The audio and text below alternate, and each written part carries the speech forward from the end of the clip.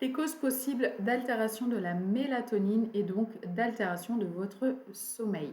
Dans cette vidéo, je vous explique les 5 causes possibles qui peuvent venir altérer votre sommeil.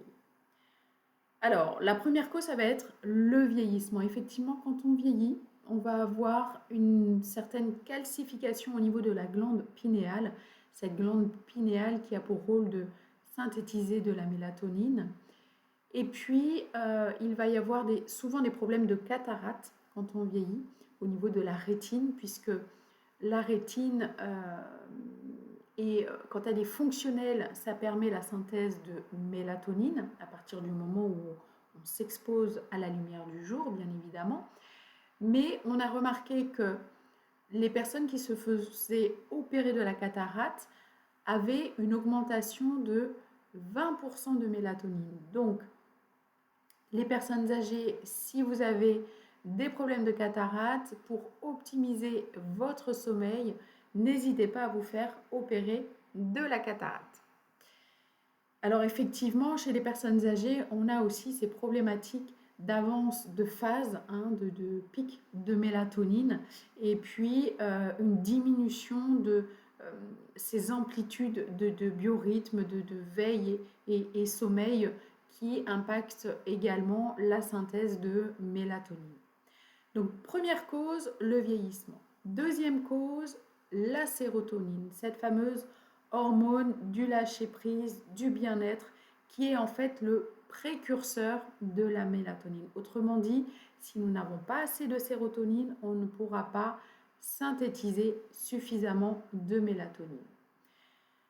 Troisième cause, la méthylation. Effectivement, la méthylation, est-ce que vous avez un foie qui fonctionne correctement, notamment cette voie de la méthylation, parce que on a besoin de cette sérotonine va être méthylée pour pouvoir être transformée en mélatonine. Et pour avoir une bonne méthylation, il ne faut pas manquer de cofacteurs tels que la vitamine B6, la vitamine B9, la B12, la B2. Il ne faut pas manquer de zinc également.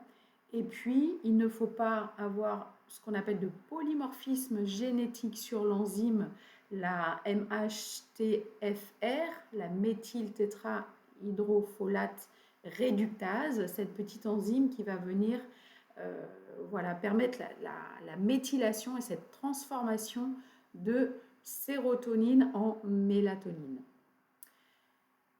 Quatrième point, la lumière. Extrêmement important donc pour la rétine, vous l'avez compris, d'aller vous exposer à la lumière du jour et ainsi votre rétine va pouvoir synthétiser de la mélatonine. Et à l'inverse, trop de lumière, notamment les écrans le soir, cette fameuse lumière bleue va venir impacter grandement la synthèse de mélatonine. Donc vraiment éviter les écrans le soir. Et dernier point, cinquième cause possible, le stress. Si on est trop stressé, on va synthétiser trop de cortisol.